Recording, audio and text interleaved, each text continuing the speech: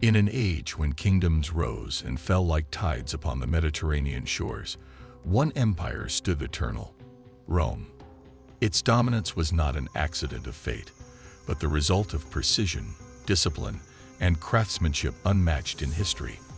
At the heart of its might stood the Roman soldier, disciplined, determined, and draped in an armor that was more than mere protection. It was a second skin, forged in iron and bound in leather, carrying not only the weight of battle, but the very legacy of civilization itself. This is the story of the Roman soldier's armor, its birth, its brilliance, and its eternal legend. 1. The foundation of power, the caliga. Every empire begins with a single step. For the Roman soldier, that step was taken in the caliga, sturdy, open-toed sandals of thick leather, built for endurance, not comfort. Each pair was handcrafted to withstand the brutality of long campaigns, marches that spanned thousands of miles. From the sunburned deserts of Africa to the frozen forests of Germania, iron hobnails lined the soles, biting into mud and stone alike, creating a sound that became synonymous with Roman conquest, the rhythmic thunder of 10,000 feet advancing in unison. The caligae were symbols of resilience. Soldiers wore them until the leather tore and the nails bent. Yet they never complained. To a legionary, pain was part of service. Even emperors once marched in caliga. The young Gaius Julius Caesar Germanicus earned his famous nickname Caligula, meaning little boot, from wearing the same footwear as his father's soldiers during campaigns.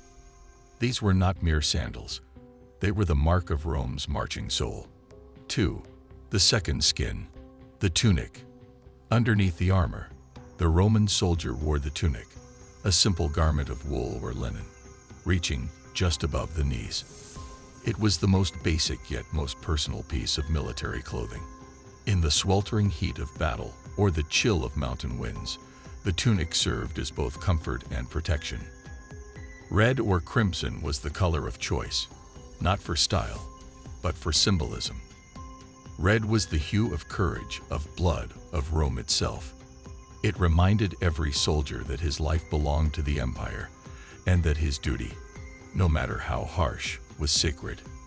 The wool soaked in sweat and blood, and yet, when a legionary stood in formation, every tunic looked identical, a visual promise of unity and order. No man stood above another when dressed for war. Each was a cog in the great machine of Rome. 3. The armor of innovation, the Lorica Segmentata. Then came the Lorica Segmentata, perhaps the most iconic of all Roman armor. Unlike the heavy chainmail, Lorica hamata, or the rigid scale armor, Lorica squamata, of earlier eras, the Segmentata was revolutionary. It consisted of overlapping iron strips curved to fit the body, held together by leather straps and metal buckles. Each segment was carefully shaped to protect vital organs while allowing the soldier to bend, twist, and strike. In design, it was elegance meeting engineering, a marvel of ancient metallurgy. Craftsmen in Rome's forges hammered each plate with precision. They used iron smelted in furnaces, refined through charcoal, and cooled in oil to strengthen the surface. A legionary's armor wasn't mass-produced junk. It was tailored to his build, repaired after every battle, and adjusted as he gained experience and rank. When sunlight struck the rows of Lorica Segmentata, it created a gleaming horizon of steel, a sight that broke enemy morale long before the first charge.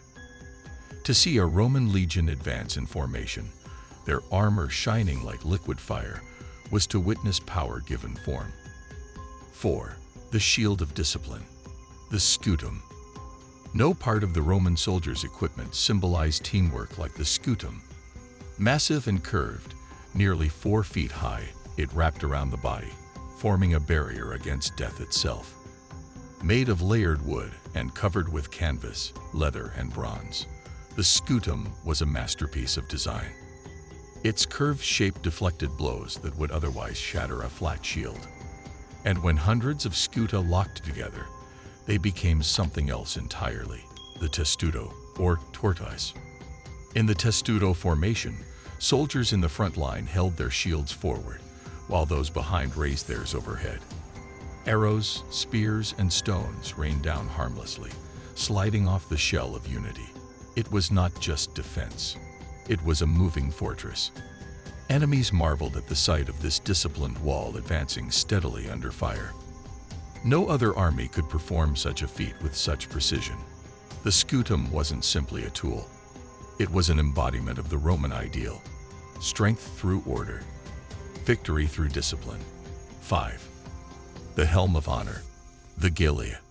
The Roman helmet, the galea, was more than a shell of protection. It was a crown of duty. Forged from bronze or iron, its design evolved through centuries of warfare. From the simple Montefortino helmets of the Republic to the ornate imperial Gallic style of the Empire, each version reflected Rome's growing sophistication. Cheek guards shielded the face. A protruding neck guard deflected downward strikes, and a central ridge reinforced the skull. For officers, plumes of horsehair or feathers adorned the crest. Red, black, or white, each color marking rank and function. In battle, these crests were not vanity. They were command signals, visible even through dust and chaos. A centurion's transverse crest, running side to side, allowed his men to find him instantly. Thus, leadership itself was built into the armor.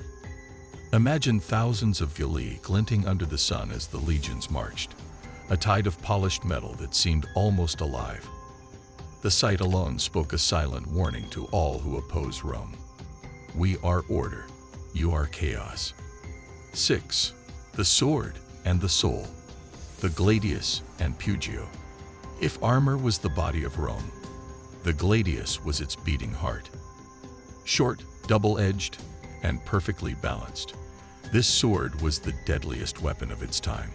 While barbarian warriors swung heavy broadswords in wide arcs, the Roman soldier stabbed, fast, efficient, lethal. The gladius hispaniensis, inspired by Iberian design, could pierce armor and ribs alike in a single thrust. Its efficiency was unmatched. It turned the chaos of battle into calculated precision. At his belt, the soldier also carried the pugio, a short dagger, both a tool and a symbol. It served practical uses in daily camp life, but in battle, it was a final defense. For many soldiers, the pugio represented personal honor. When a legionary fell, it was often found still in his grip, a silent testament to courage. Together, the gladius and pugio defined the Roman philosophy of warfare. Fight smart, not wild. Survive, not boast. Victory was not about brute strength. It was about mastery, precision, and unity. 7. Beyond the armor, the spirit of the legion. Yet, armor and weapons were nothing without the men who bore them. The real steel of Rome was its discipline. Each soldier trained relentlessly, learning to maintain formation even in chaos. Their armor wasn't just worn, it was cared for daily. Leather was oiled, metal polished, and every strap inspected. To neglect one's gear was to dishonor the legion. The Roman army was an organism, each soldier a cell within it. The discipline that held them together made them invincible. They didn't fight for plunder or glory. They fought for the stability of the world they believed in. To them, Rome was not just a place, it was destiny. When night fell over distant battlefields, the flickering fires of Roman camps glowed like stars. Armor hung on wooden racks, catching the firelight, whispering stories of battles past. And as they slept beneath their shields, every soldier knew his armor was his oath. 8. The legacy of invincibility. Centuries have passed since the last legion marched, but the legacy of Roman armor endures. Archaeologists still uncover rusted fragments of Lorica, corroded helmets, and worn sandals, each telling silent tales of conquest and courage. Museums display them not as relics of war, but as artifacts of ingenuity. From modern body armor to ceremonial uniforms, echoes of Rome's design live on. Even the words we use, legion, discipline, rank, standard, carry the DNA of those ancient soldiers.